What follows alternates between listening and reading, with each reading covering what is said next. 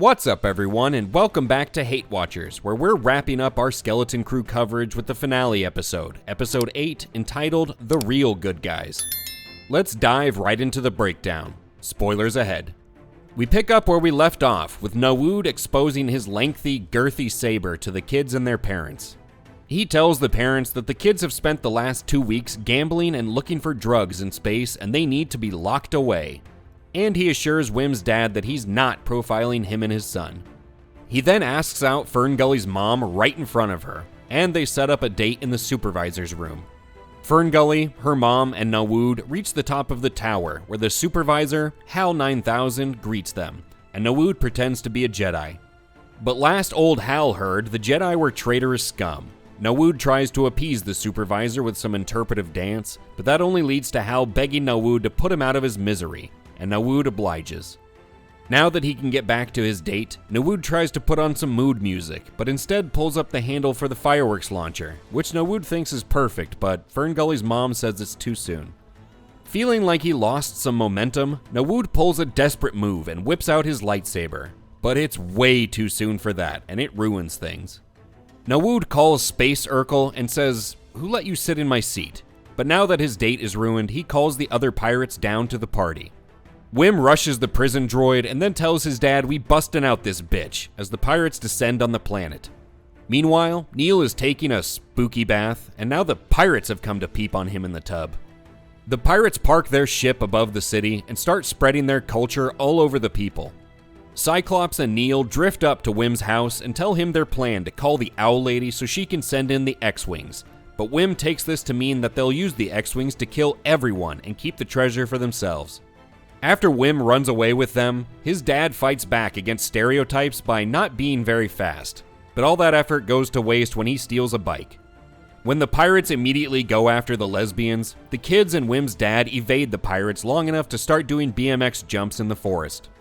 They speed into town and into a building where Neil receives some cultural enrichment, and the survivors speed onto the ship and try to take off, but they forgot they're booted. Wim's dad gets bullied into sacrificing himself to get the boot unclamped, and Neil finds an American cultural delivery mechanism. Ferngully's mom is fighting off Stockholm Syndrome when her daughter distracts her, asking if she read any of her travel blog posts she's been writing over the last few weeks, but Nawood saves her mom the embarrassment of having to tell the truth when he interrupts them. Nawood then informs the citizens of Ad Atten that they all now work for him as they file toward their new internment camps. Wim reaches the supervisor tower where he tells Nawood he's here to surrender, calling his dad a whiny bitch and all sorts of things I can't repeat here, and his dad is forced to listen to all of it. Then Wim and Ferngully start pestering Nawood with questions like, "Have you looked into hymns or keeps for that hairline?" While Wim's dad sneaks right to the computers, like a nerd. Nerd! Wim's dad manages to get the boot off the ship, but Ferngully fails to grab a gun, which is poor timing with all the discussion about women in combat roles going on right now. Cyclops and Smee's disembodied head take off, and Neil covers them by showing the pirates some American hospitality. Cyclops makes it into orbit and calls the Owl Lady to ask for help, promising that if she does, Cyclops will finally tell her how many licks it takes to get to the center of a Tootsie Pop. But her ship gets blasted and they plummet to the surface, and Nawood makes the other kids go to the window and watch her die. Ferngully, still holding a grudge against Cyclops from 3 episodes ago, moves to launch the fireworks in celebration, but Nawood stops her and force pushes Wim's dad before threatening to kill him if Wim pulls the lever. Nawood tells everyone about his history with the Jedi, and after that story, Wim hugs his dad and thanks him for never telling him bedtime stories as boring as that one. Then, while Nawood is lamenting what these people are making him do to them, Wim's dad raises the black power fist and attacks Whitey, giving Wim a chance to grab the lightsaber. Nawood tries to take it from him, but Ferngully gets up and starts pulling her weight. Then Wim's dad lunges for the lever, but Nawood stops him. At least he does, until the white woman proclaims that black folk just need a helping hand. The fireworks display unexpectedly takes the barrier offline, and Nawood's new Ozempic-fueled form is revealed. As the Matrix collapses down around everyone, they see the stars for the first time and some odd-looking Chinese drones. Matt Damon and the other pilots attack the pirates as everyone on the ground cheers for death. Our heroes run off towards Cyclops' corpse to call dibs on her stuff, and they wisely leave the slippery pirate behind unguarded as Nawood watches the pirate ship go down in flames, and Urkel is busy yelling at the crew, "I definitely didn't do that." The kids find the ship vomiting up treasure, and Cyclops, who's fine. Wim's sad he won't get Cyclops' stuff, but he stares in amazement at all the treasure that he assumes is now his, and the episode and the season come to an end. Well, this was a fun, action-packed way to end the season. I liked the little twist that the Supervisor's last communication with the Republic came when the Jedi were labeled as traitors. That was neat, although it didn't lead to anything more than Nawood putting a lightsaber through its eye almost immediately. But outside of that, and the Supervisor's reveal as a droid, which was easily predicted, there weren't many answers to some of the few burning questions we had left. Nawood's backstory was not fleshed out very much, and the old legendary pirate's identity apparently was nothing important or relevant. So most of this season's mysteries were sorted out prior to this episode, with this finale instead being devoted to the action-heavy finish. But that part of it was pretty good, and it tied a nice bow on everyone's story. Wim summoned the courage to stand up to Nawood, and in the end, Wim got something resembling the adventure he was looking for. Ferngully kinda helped, I guess. Neil used the turbo laser he learned about on Akron on the pirates. Cyclops broke through the barrier and got word to the New Republic and followed up on her promise to reach out to the Owl Lady when they needed help. The kids' parents put their trust in their kids and fought back alongside them. Even Smee came back to help out. The pirates got wiped out. Urkel went down in flames.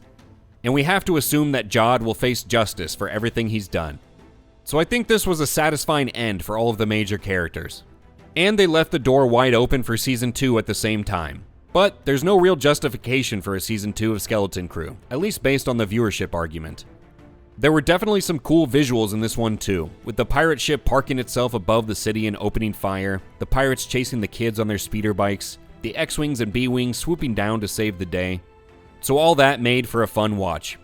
Now I'm not going to do a season review for this, so let this serve as a short review of the season as a whole. Skeleton Crew is astoundingly unpopular. Some people somehow want to take that as criticism of the show, but it's just the plain truth. Viewership for this show is so low that it doesn't even chart anywhere. We can only guess what kind of viewership the show has because with Skeleton Crew failing to chart, there are no numbers available to us, and we just know that viewership numbers are lower than the last entry on those charts. But Skeleton Crew is undoubtedly better than a majority of Disney Plus's Star Wars shows. Now don't equate that statement with a recommendation or take it to mean that Skeleton Crew feels more like Star Wars than other shows or whatever. It just means, in terms of quality from head to toe, Skeleton Crew is better than most of its predecessors. The series was pretty much exactly what it was billed as, a fun, kid-centric adventure show in the vein of Treasure Island.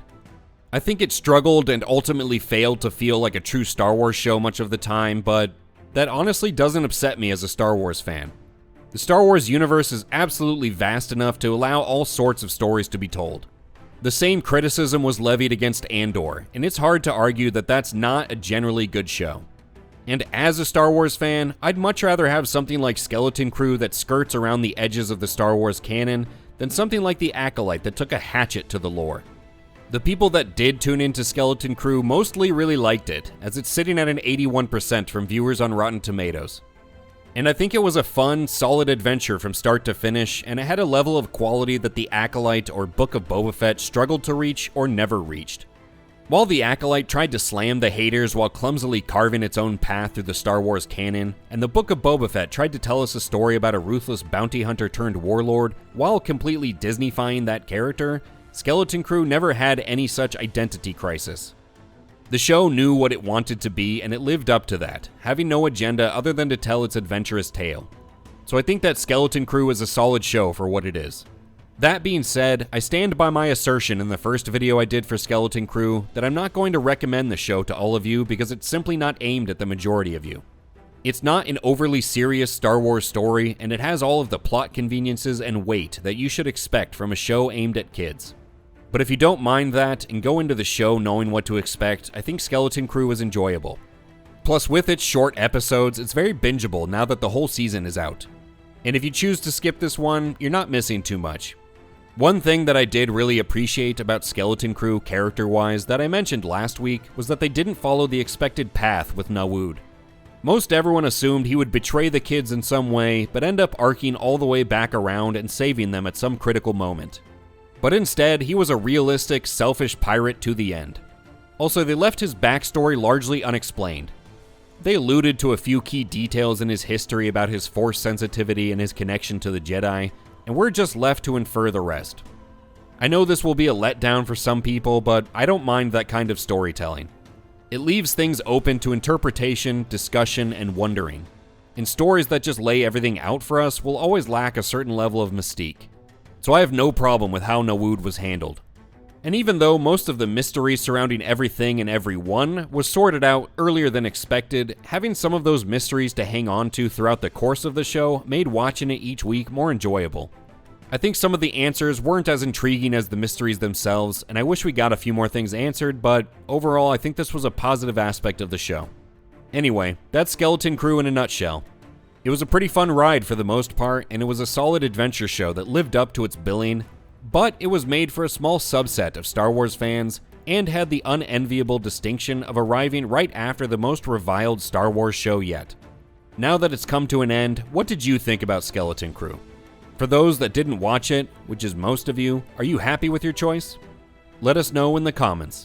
And remember to like the video if you liked it, and subscribe to HateWatchers for reviews of other current shows and movies. Thank you for showing off your length and girth with us today, and we'll catch you on the next one.